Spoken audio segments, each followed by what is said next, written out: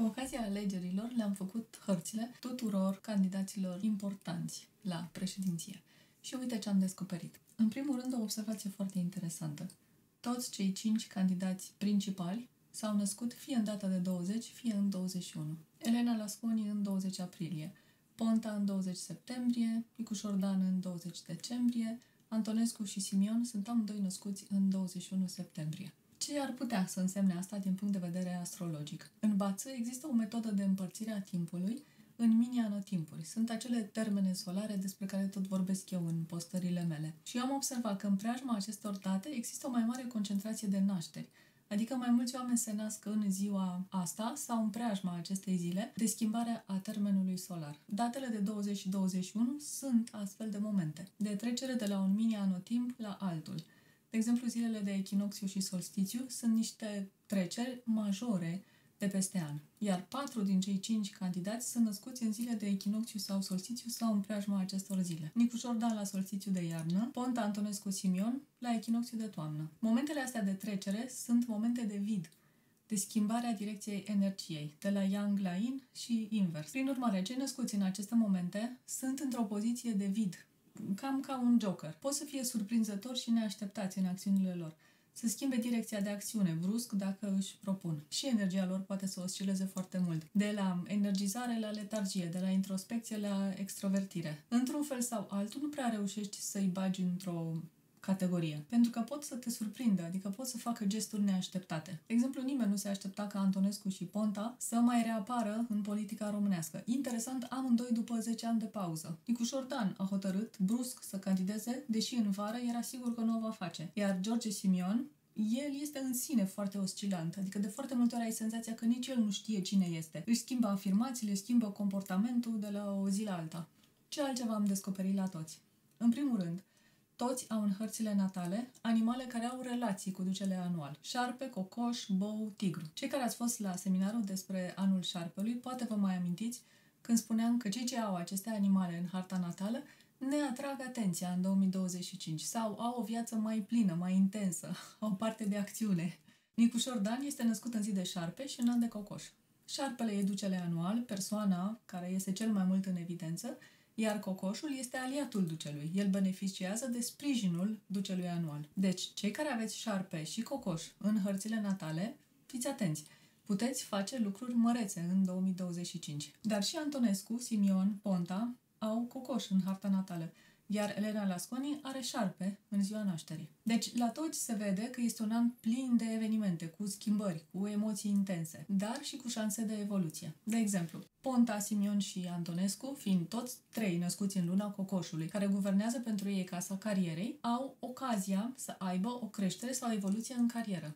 Acum, asta se poate traduce în multe feluri. Să fii scos de la naftalină după 10 ani ca să devii candidat la prezidențiale, cum e Antonescu, să te scoți singur de la naftalină ca să te propui ca și candidat la prezidențiale, cum e cazul lui Ponta, sau să ai șansa, ocazia, norocul să intri în turul 2 cu cele mai mari șanse, cum e cazul lui Simion, prin faptul că te-ai aliat cu persoana care este de fapt preferată la alegeri. Fiind prietenul și aliatul ducelui anual, cocoșul are parte de sprijin din partea puterii. Oricare ar fi ea, are aliați foarte puternici, este ajutat. În funcție de locul unde este poziționat în hărțile voastre, el poate să aducă un sprijin într-un domeniu specific. În cazul celor 3, este chiar în casa carierei. În cazul lui Nicu Șordan, cocoșul este în casa anturajului, care înseamnă sprijin, protecție sau susținere din partea publicului, a anturajului mai larg. 3 dintre candidați mai au un animal foarte puternic în hărțile lor natale, și anume șobolanul. El apare pentru Lasconi și Ponta în anul nașterii și pentru Nicu Șordan în luna nașterii. De ce e important șobolanul? Pentru că în 2025 el are steaua cu cea mai mare autoritate dintre toate. Se numește steaua împăratului. Este o stea care te poate propulsa pe cele mai înalte culmi din domeniul carierei. Este steaua care l-a susținut pe Ciolacu anul trecut ca să fie în vârful piramidei sau care a promovat-o pe Șoșoacă, a dus-o direct în Parlamentul European. Și este și steaua care l-a făcut pe Călin Georgescu opțiunea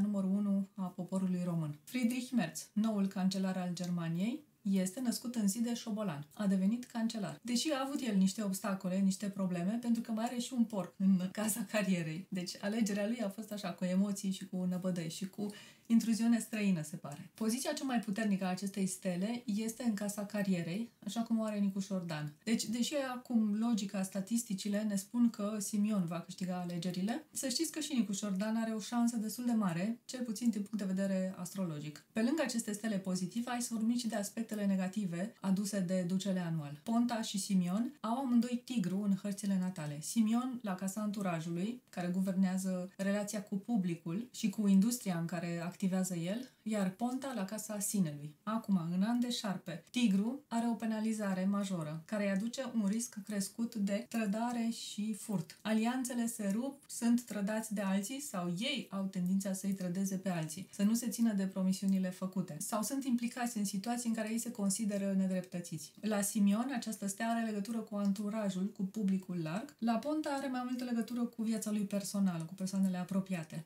Ei pot fie să fie dezamăgiți, fie să dezamăgească foarte tare. Antonescu are clash cu ducele anual, pentru că el este născut în anul porcului. Porcul e în relație de conflict cu ducele, cu șarpele. Cum se manifestă această ciocnire sau clash, cum se numește în termeni tehnici? Porcul este scos din zona de confort. E forțat să facă chestii care nu-i plac sau pe care nu le știe și asta îl obosește îngrozitor. Îi consumă energia și poate să aibă chiar și pierderi financiare semnificative. De exemplu, Elon Musk este născut în anul porcului și este un an foarte greu, foarte obositor pentru el, după cum se vede. Porcii sunt afectați la vitalitate, la energie și la finanțe. De aceea, dacă aveți vreun porc în hartă, atunci trebuie să aveți mare grijă la sănătate în 2025. Să vă asigurați că aveți un stil de viață sănătos și cu minte, ca să vă încărcați bateriile pentru că o să aveți nevoie. Acum că știm cine participă la turul 2 al alegerilor, ia să vedem care e mai avantajat din punct de vedere astrologic. Dintre cei doi, în ciuda scorului, Nicușor Dan are stele mai bune. El are stele pozitive în șarpe, ziua nașterii, are în șobolan casa carierei și în cocoș, casa anturajului. Deci în toate cele trei poziții importante din hartă,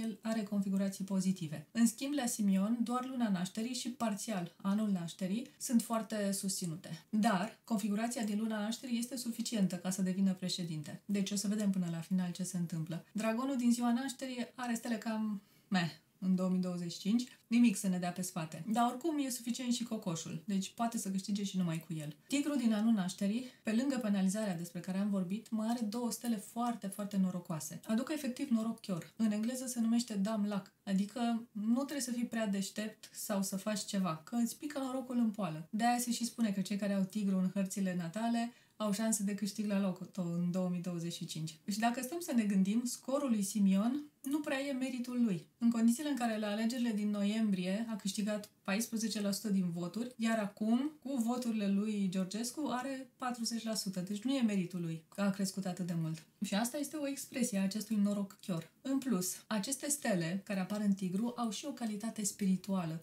adică aduc binecuvântări, protecție divină și inclinații spre cele sfinte. Nu degeaba Ponta, care este tigru în ziua nașterii, a apăsat atât de tare pe pedala religioasă în timpul campaniei. Dar pentru acei tigri cu autentice inclinații spirituale, aceste stele aduc conexiune cu divinul și binecuvântări neașteptate. Cum e cazul noului papă, Papa Leon al XIV-lea, care este și el născut în zi de tigru. Sau nu știm, poate că și la el se manifestă tot aspectul de dumb luck, ca și la Simion. Haideți să vedem cum este ziua alegerilor pentru cei doi candidați. În primul rând, ziua în sine e cam conflictuală. Nu prea e bine aleasă. Este o zi de porc în luna șarpelui și în an de șarpe. Deci este o zi de dublă ciocnire. Ciocnire între zi și lună și ciocnire între zi și an. În selecția datelor se recomandă să nu punem acțiunile importante în astfel de zile, decât dacă știm ce facem. Clash-ul cu anul aduce obstacole pe termen lung, iar activitatea începută în această zi va avea întreruperi și probleme pe toată durata desfășurării ei. La fel și clash-ul între zi și lună indică obstacole, probleme și este într-un fel chiar mai intens decât cel anual. Ca exemplu, și alegerile din 8 decembrie aveau clash-ul acesta și au fost anulate. Nicușor Dan are ciocnire la casa sinelui în această zi. El are șarpe în zi și în ziua alegerilor este zi de porc. Ciocnirea înseamnă obstacole, probleme, pierderi, dar poate să aducă și schimbări majore în anumite cazuri. De exemplu, Iohannis a fost ales președinte în perioadă de clash. Elon Musk a fost, să zicem, promovat anul acesta, chiar dacă este an de clash. Dar pentru el, pentru că energiile anuale îi sunt nefavorabile, este un clash greu, este un clash dificil, cu pierderi financiare. Pe scurt, clash-ul acesta arată schimbări majore. Fie te muți din țară, fie schimbi jobul, fie te căsătorești sau divorțezi, genul acesta de schimbări. Poate să fie o schimbare pe care nativul o percepe ca fiind pozitivă sau poate să însemne blocaje și pierderi de toate felurile. Pentru Nicușor Dan, apa este favorabilă, deci ciocnirea înclină spre a fi mai degrabă pozitivă decât negativă. El mai are și o combinare între casa anturajului, a domeniului în care activează și șarpele din lună și din an. Combinarea arată și ea schimbări pozitive, promovare, succes, schimbarea statutului sau felului în care ești perceput de public. Aceeași combinare o are și Simion, dar de data asta la el este în casa carierei. E mai bine poziționată decât la Nicușor Dan. Arată schimbări pozitive legate de carieră. El mai are și penalizarea aceea dublă între tigru și cei doi șerpi. E sentimentul de trădare din partea publicului, dezamăgire sau sentimentul de a fi nedreptățit. Deci cei doi sunt cam la egalitate în ziua alegerilor, adică ambii au și elemente favorabile și elemente nefavorabile. Dar cum spuneam la început, ziua în sine, fiind zi de clash, e cam turbulentă, cam conflictuală. Și nici constelația zilei nu e mai salvatoare. Este o configurație negativă pentru activități importante, cum ar fi alegerile dintr-o țară. Ce vreau eu să spun cu toate aceste observații este că astrologia chineză poate fi un instrument foarte bun de analiză a situației în care ne aflăm, pentru că, după cum se vede, evenimentele vieții noastre se reflectă în hărțile natale, dacă știm la ce să ne uităm și cum să le folosim. Dar este și un instrument foarte bun de planificare. De exemplu, dacă sunteți născuți în luna decembrie, între 6 decembrie și 6 ianuarie, în orice an, cum e născut și Nicușor Dan, aveți cu toții șobolanul în luna nașterii. Iar anul 2025 este un an foarte bun pentru voi, pentru a evolua în carieră. Ca să evoluați, trebuie în primul rând să vă asumați o responsabilitate, o problemă de rezolvat. Cam cum a făcut și Nicușor Dan, care în vară zicea că nu vrea să participe la prezidențiale, însă în iarnă, când a văzut haosul care s-a creat, și-a asumat un nou traseu. Așa și voi, dacă vedeți o nișă, o lipsă din piață, o problemă pe care o puteți rezolva la locul de muncă, asumați-vă să o rezolvați.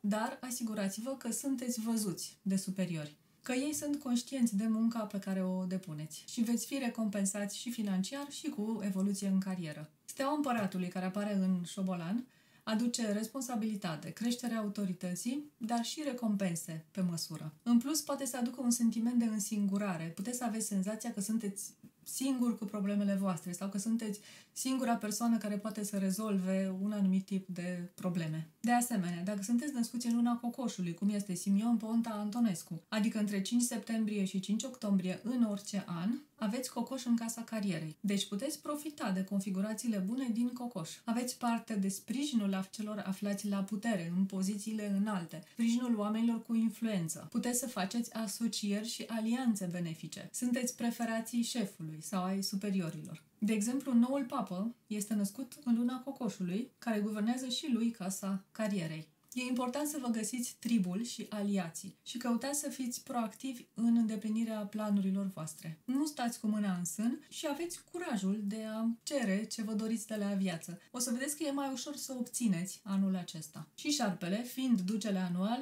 este unul dintre animalele cu posibilități de evoluție, la fel ca și cocoșul și șobolanul. El este în centrul atenției, atrage privirile, atrage admirația, poate și invidia. De aceea, dacă aveți șarpe în harta natală, adică sunteți născuți în zi de șarpe, în an de șarpe sau în luna șarpelui, adică între 5 mai și 5 iunie, în orice an, este un an foarte bun pentru a vă face remarcați, pentru a deveni cunoscuți. Nu e ușor, e un an cu probleme. Însă trebuie să știți că aveți tot ce vă trebuie ca să rezolvați acele probleme. Șerpii sunt dotați anul acesta și cu autoritate și cu abilități de a rezolva problemele. Trebuie doar să fiți conștienți de calitățile voastre și să aveți încredere în voi. Este anul în care puteți străluci. Dacă vă plac astfel de analize, dați-mi un like și abonați-vă la canalele mele de social media. Pe data viitoare!